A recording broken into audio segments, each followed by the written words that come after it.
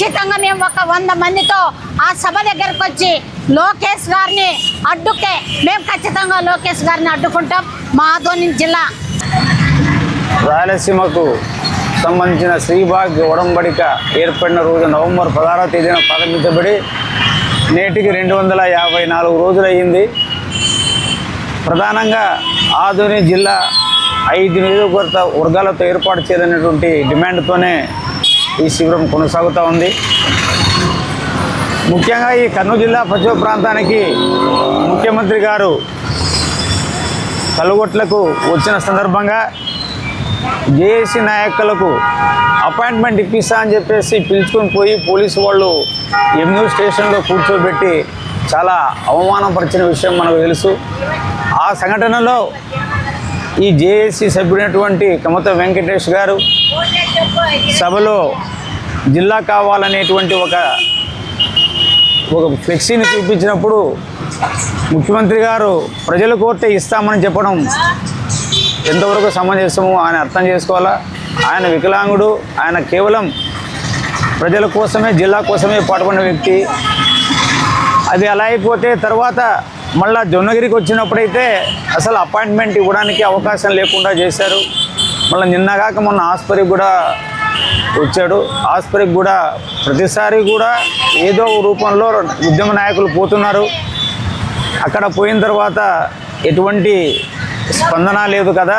పోలీసులు అదే పనిగా ఒక మైక్రోస్కోప్ పెట్టి అదో అక్కడ సుజ్ఞానం ఉంది, ఇక్కడ రమేష్ ఉన్నాడు అని చెప్పేసి వాళ్ళు మాట్లాడుకొని పోలీస్ స్టేషన్లో కూర్చోబెట్టిన దుర్ఘటన జరిగింది ఆస్పత్రిలో నిన్న. కాబట్టి ముఖ్యంగా లోకేష్ గారు రేపు ఆదోనికి వచ్చిన సందర్భంగా మేము కోరేది ఒకటే, ఆదోని జిల్లా విషయంలో ప్రభుత్వం యొక్క నిర్ణయం ఏమిటి, ఇస్తారా ఇవ్వరని ప్రకటిస్తే వేరే మార్గాలు చూసుకుంటాం. ఇస్తామని ప్రకటిస్తే మీరు ఖచ్చితంగా ఒక ప్రణాళిక ప్రకటించమని కోరుతున్నాం. మీరేమో స్థానిక సంస్థల ఎన్నికల్లో అని చెప్పేసి ఆ సంస్థల ఎన్నికల్లో మీ అభ్యర్థులను గెలిపించే ఉద్దేశంతో వస్తున్నట్టు అనిపిస్తూ ఉంది. కానీ ఇక్కడ ప్రజల కోరిక జిల్లా బలీయంగా ఉంది. దీన్ని ఖచ్చితంగా ప్రజలు తీసుకోవాలని చెప్పే ఉద్దేశంతోనే ఈ శిబిరంలో ఈ రోజు నుంచి 31 తేదీకు 100 గంటల కాలం నిరవధి దీక్ష కూర్చోడానికి నేను, నాతో పాటు మల్లికార్జునాచార్య ఉన్నారు. రేపు మిత్రులు కూడా రావచ్చు. మా ఉద్దేశం ఏమిటంటే ఈ దీక్ష శిబిరం ఉదయం నుంచి మధ్యాహ్నం కంటిన్యూస్గా కూర్చోవడం జరుగుతుంది.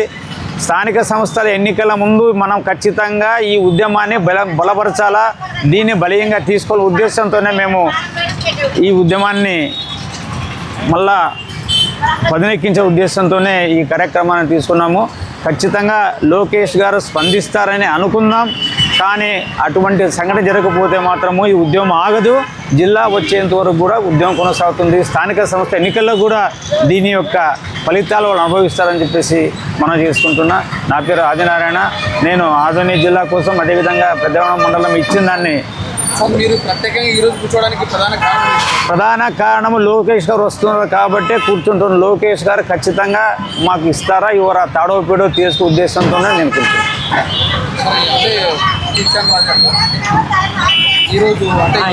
ఈ రోజు నుంచి 31 తేదీ మధ్యాహ్నం 2 గంటల వరకు.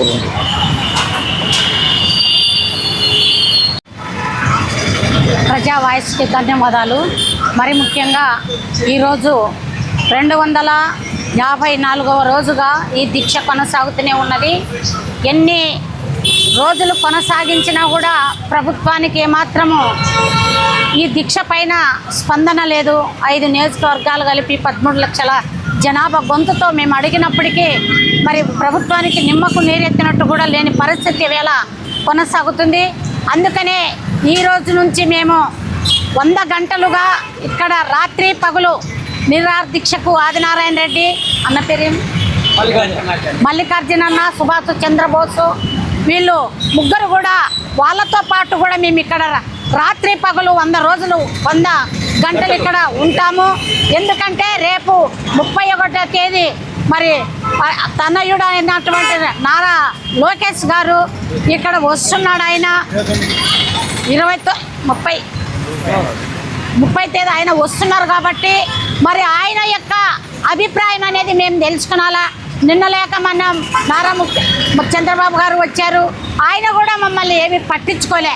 కనీసము రాయలసీమ వాసులు, రాయలసీమ పుట్టినటువంటి ముఖ్యమంత్రి తనయుడు లోకేష్ సార్ అన్న కూడా దీని మీద మంచి, ఎందుకంటే రేపు రాబోయే భవిష్యత్తు యూత్ది కాబట్టి వాళ్ళ యొక్క భవిష్యత్తుని లోకేష్ గారు చూస్తారనే అభిప్రాయంతో మేము ఖచ్చితంగా లోకేష్ గారికి మేము ఒక లెటర్ ఇస్తాము. మా మెమోరాండాన్ని ఆయన తీసుకుంటే చాలా సంతోషిస్తాం. ఆదోని జిల్లా చేస్తామని మాకు హామీ ఇస్తే చాలు, అది ఎప్పుడైనా నువ్వు చేయవచ్చు. అందుకనే ఒకవేళ హామీ ఇవ్వకుండా మమ్మల్ని అక్కడ పోలీసు యంత్రాంగం అడ్డుకున్నా కూడా ఖచ్చితంగా మేము ఒక 100 మందితో ఆ సభ దగ్గరకు వచ్చి లోకేష్ గారిని అడ్డుకొని మా యొక్క ఆదోని జిల్లా బాధలు ఆయన దగ్గర చెప్పుకుంటాం.